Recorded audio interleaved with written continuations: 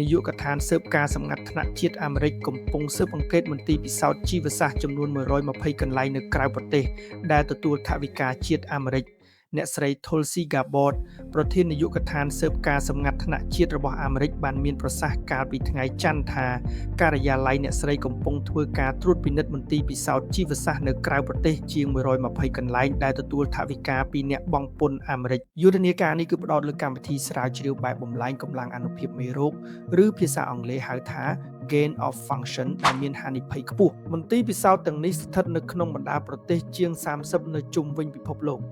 ក្នុងចំណោមមន្ទីរពិសោធន៍នោះមានជាង40កន្លែងស្ថិតនៅក្នុងប្រទេសអ៊ុយក្រែនដែលមន្ត្រីកិច្ចការសម្ងាត់ថ្នាក់ជាតិ ODNI បានព្រមានថាមន្ទីរពិសោធន៍ទាំងនោះអាចប្រឈមនឹងហានិភ័យខ្ពស់ដោយសារសង្គ្រាមរវាងអ៊ុយក្រែនជាមួយនឹងរុស្ស៊ីកំពុងបន្តអ្នកស្រី Tulsi Gabbard បានប្រាប់សារព័ត៌មាន New York Post ថាក្រុមការងាររបស់អ្នកស្រីនឹងកំណត់ទីតាំងមន្ទីរពិសោធន៍ទាំងនេះដើម្បីពិនិត្យមើលថាតើ Labu Lab មានផ្ទុកមេរោគអីខ្លះព្រមទាំងចាត់វិធានការបន្ថែមដើម្បីបញ្ឈប់ការស្រាវជ្រាវប្រភេទបំលែងកម្លាំងអានុភាពមេរោគឬភាសាអង់គ្លេសហៅថា gain of function ដែលអាចបង្កគ្រោះថ្នាក់និងអាចគំរាមកំហែងដល់សុខភាពនិងសុខុមាលភាពរបស់ប្រជាជនអាមេរិកនិងប្រជាជនជុំវិញពិភពលោកការស៊ើបអង្កេតនេះធ្វើឡើងក្រោមបទបញ្ជារបស់លោកប្រធានាធិបតី Donald Trump ដែលហាមឃាត់ការផ្ដល់ថវិកាជាតិទៅឲ្យមន្ទីរពិសោធន៍ប្រភេទបំលែងកម្លាំងអានុភាពមេរោគឬភាសាអង់គ្លេសហៅថា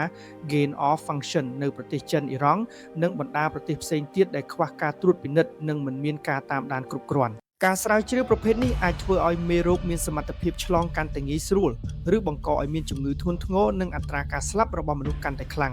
សេចក្តីប្រកាសនេះបាននាំឲ្យមានការចាប់អារម្មណ៍ជាថ្មីទៅលើការបដិសេធរបស់រដ្ឋបាលលោក Joe Biden អំឡុងឆ្នាំ2022នៅថ្ងៃទី9ខែមីនានាឆ្នាំនោះរដ្ឋបាលលោក Joe Biden បានចេញសេចក្តីថ្លែងការណ៍ច្រានចោលទៅលើការអះអាងថាមន្ទីរពិសោធន៍គីមីឬជីវសាស្ត្រនៅអ៊ុយក្រែនបានទទួលការគាំទ្រពីសហរដ្ឋអាមេរិក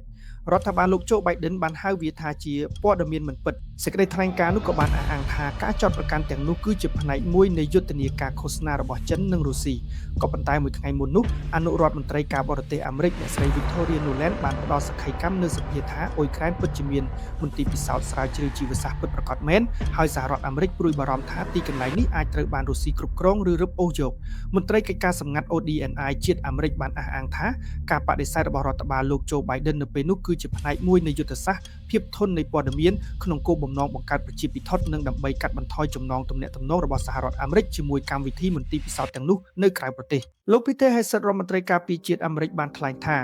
រដ្ឋបាលនៃអាណត្តិមុនបានផ្ដល់ថវិកាពីប្រាក់បង់ពន្ធរបស់ប្រជាជនអាមេរិកកាំងទៅឲ្យមន្ទីរពិសោធន៍ស្រាវជ្រាវប្រភេទបំលែងកម្លាំងអានុភាពមេរោគ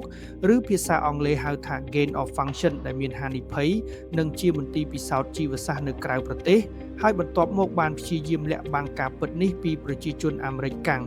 យុគសម័យនៃការកុហកនិងការក្បត់ទំនុកចិត្តបានបញ្ចប់ហើយអ្នកស្រី Tulsi Gabbard បានលើកឈ្មោះអតីតនាយកវិទ្យាស្ថានជាតិ Allergy និងជំងឺឆ្លង IA លោកវេជ្ជបណ្ឌិត Anthony Fauci ដោយផ្ទាល់ដោយអះអាងថាលោកនិងមន្ត្រីដទៃទៀតបានកុហកប្រជាជនអាមេរិកអំពីវត្តមាននៃមន្ទីរពិសោធន៍ជីវសាស្ត្រដែលទទួលបានមូលនិធិនិងការគាំទ្រពីសហរដ្ឋអាមេរិកហើយបានគំរាមកំហែងដល់អ្នកណាដែលព្យាយាមបង្ហាញការពិតការចំណាយរបស់ថវិកាជាតិសហរដ្ឋអាមេរិកលើការស្រាវជ្រាវមេរោគឆ្លងនៅក្រៅប្រទេសមានចំនួនលើសពី 1.4 ពាន់លានដុល្លារអាមេរិកក្នុងអំឡុងឆ្នាំ2014ដល់2023មុននេះអគ្គអធិការកិច្ចរបស់ក្រសួងការពារជាតិអាមេរិក Pentagon បានបញ្ជាក់ថាខ្លួនមិនអាចកំណត់ច្បាស់បានទេថាមានមេរោគដែលត្រូវបានកែប្រែឬបង្កើនសមត្ថភាពហើយអាចបង្កឲ្យមានជំងឺរាតត្បាតប៉ុន្មានប្រភេទដែលត្រូវបានសិក្សានៅក្រៅប្រទេសដោយប្រើប្រាស់ថវិកាជាតិទាំងនោះវិទ្យាស្ថានសុខភាពជាតិអាមេរិកបានរកឃើញដោយឡែកថា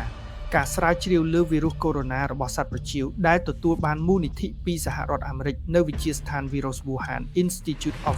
Virology បានរំលោភលក្ខខណ្ឌរបស់មូលនិធិស្រាវជ្រាវដោយធ្វើឲ្យវីរុសមានសមត្ថភាពឆ្លងខ្លាំងជាងមុនរហូតដល់ 10000 ដងទោះជាយ៉ាងណាមន្ត្រីអាមេរិកបានបដិសេធថា